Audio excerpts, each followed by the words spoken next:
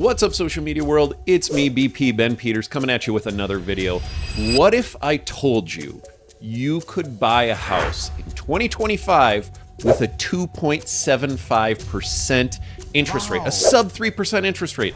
People would love to get those these days. Well, guys, I just did it with my most recent real estate investment purchase. In this video, I'm going to explain to you exactly how I did it, why I did it, why it makes sense for both the seller and the buyer, especially in today's market, and how you could do it yourself. Before I get into it, if you like these types of videos, hit that like button, hit that subscribe button, and that notification bell so you know when these types of videos get posted. So let's just jump right into it. How do you buy a house with a 2.75% interest rate? You might be saying, Ben, this sounds like sorcery. This sounds like magic. Like, how are you doing it? Well, I did it through what's called a subject to transaction. I actually learned this from Pace Morby. He's a big time YouTuber. If you want to learn about it, you can go to his YouTube channel. He goes way more in depth than what I'm going to go in this video. But I just want to show you guys how it's actually possible and how a random guy on the internet, me, just did it. So as you guys may know, we're in a tough interest rate environment right now. Most interest rates are like 6.9, 7%, and that's if you're buying on a primary residence house. If you're buying an investment property, banks usually jack up the interest rates another half to a full point. So you might be buying a 8% mortgage. That's the beauty of subject to. What subject to basically does is buy the house subject to the underlying debt. I think with these complex type concepts, it's easier if I just give you an example. So I'll give you the example of the house I just bought. So this particular seller bought the house a couple years ago for $230,000. When she bought it, she put minimal down, a very minimal down payment, about $5,000, and that's where she paid the mortgage down to. So she bought it for $230,000, paid it down to $225,000. A few years later, she's looking to sell it, and she realizes, oh, it's worth $275,000. Actually, you know what? Let me share my screen with you so you can see exactly what I'm looking at. So I sit down with tons of sellers who are in this situation. Hey, Ben, my house is worth $275,000. I have paid it down to $225,000. Therefore, when I sell it, I am going to walk to the closing table and I'm going to get paid $50,000. And that's the way a lot of people think it works. But I'm here to tell you that's not how it works. So let's talk about how it actually works. How it actually works for a seller. Okay, in this particular seller, she was located in Lakeville, Minnesota. She realized, okay, my house is worth $275,000. Realtors, most realtors, if I help somebody sell, I charge 6%. Hey, 3% to the buy side, 3% to the sell side. There is some negotiation in there, but that's typically what I do. Realtor fees of 6%, that's another $16,000 that's coming off of $275,000. Then, in today's market, there's a lot of buyers who are saying, hey, I can't pay my own closing costs, so I need you to pay for it. And buyers, typically, it's about 3% of the sale price. So that's another $8,000 out of the seller's pocket. Then you got your title fees. This is all your Uncle Sam fees, the state deed recording tax, all that kind of stuff. I usually say, as a general rule of thumb, you're looking at about 1%. Well, there, at the closing table, after you subtract all the fees, well, this seller is going to get paid $22,500. That's almost half of what they were expecting. Now let's walk through what it would look like for a typical buyer. Let's say if I were to buy this just on the open market as an investor, okay? I pay $275,000 for the house. The bank is going to force me to put down 20% on this particular property. At an 8% mortgage, the PITI on that, that's principal, interest, taxes, insurance. So my payment all in would be $1,900. I'm planning on renting this out for $2,200. That doesn't leave a whole lot of meat on the bone. So this particular seller said, oh my gosh, Ben, I don't know if I can do this. I need more money than that. And so I said, let's get creative. So I walked my seller through this option. This is what's called subject to. So I am buying the house subject to the underlying debt. So this is how it works for the seller. Hey seller, I'm buying it from you for market rate, $275,000. You have left on your mortgage $225,000. Okay. I am going to pay that difference directly to the seller of $50,000. Okay. And in exchange, I say, hey seller, you keep the mortgage in your name. Now, I'll explain to that in just a little bit. There is a little bit of trust that needs to happen in these subject to transactions. So I pay her $50,000. So that's a difference. Remember, when she was trying to sell on the open market, she was going to walk away with $22,500. I cut her a check for $50,000, and that's a difference of $27,000. She has $27,000 more in her pocket. Sidebar on this, this is why I love real estate. Let's see if we can create a win-win-win scenario. A win for you, a win for me or my buyer, and a win for everybody else so that it makes the most sense.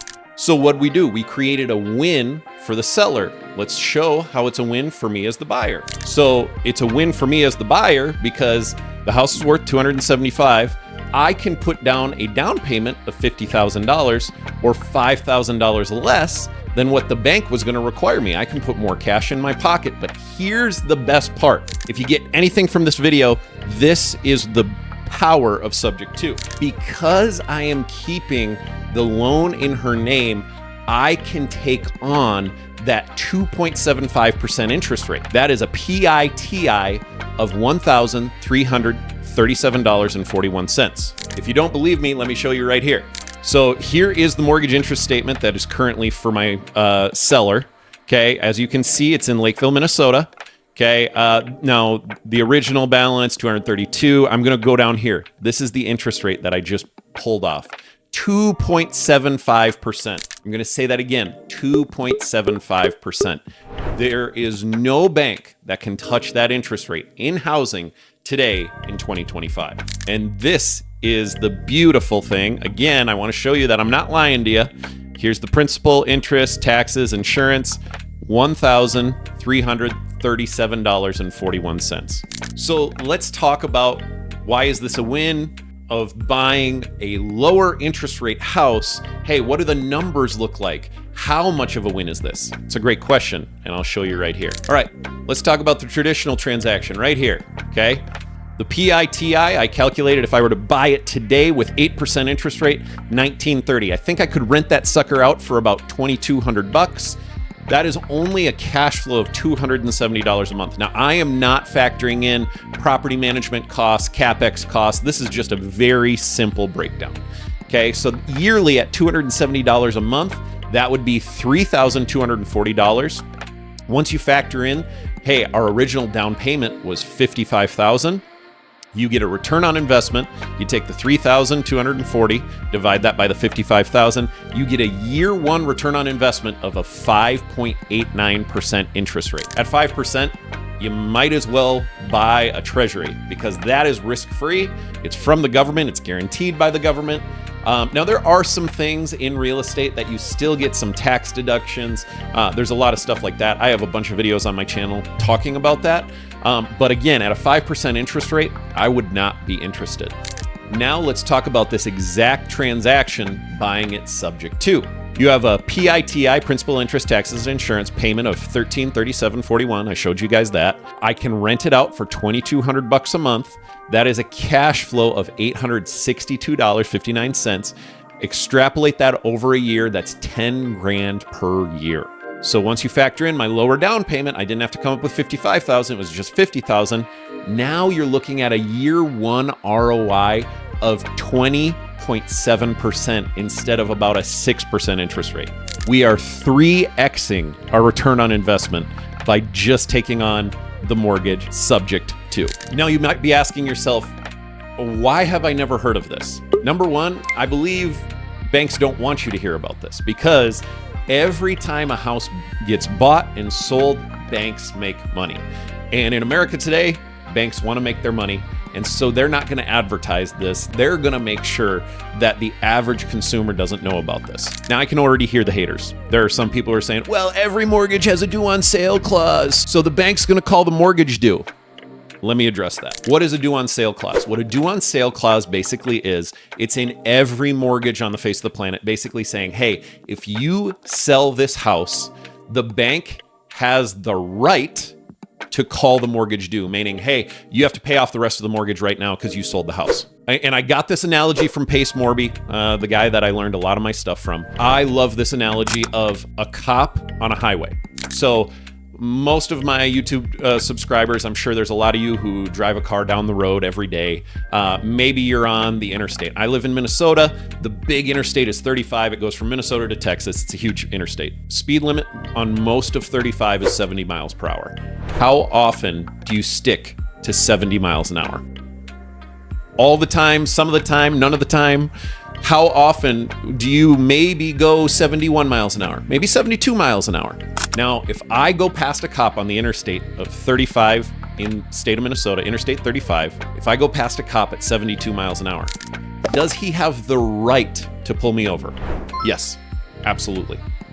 Does he have the obligation to pull me over? No, because it's probably not worth his time. Now take this analogy and put it in terms of banks. All banks have a due on sale clause. Do they have a right to pull the due on sale clause if they find out that the house has been sold? Yes, absolutely. They have the right. Do they have the obligation? No. Why? Because you're making your payment every single month. For me, when I took over the payments from this particular seller, I make that payment every single month.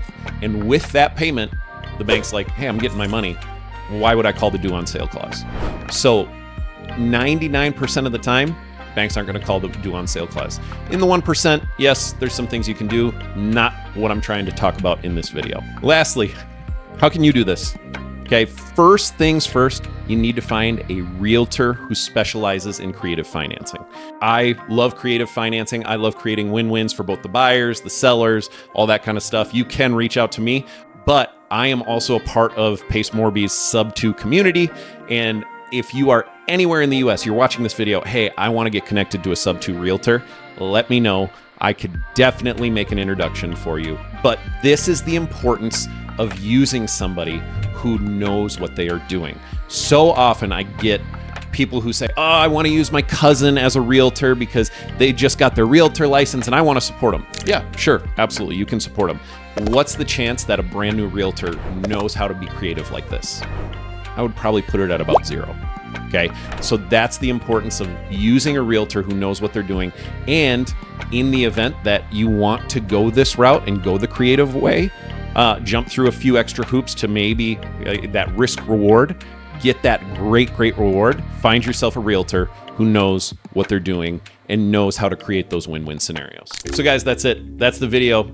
If you have any questions, put it in the comments down below. I understand that this is a complex concept. And so if you have any questions, write it down below. I'll do my best to get back to every single one of them. And until next time, I'll see you on the next video.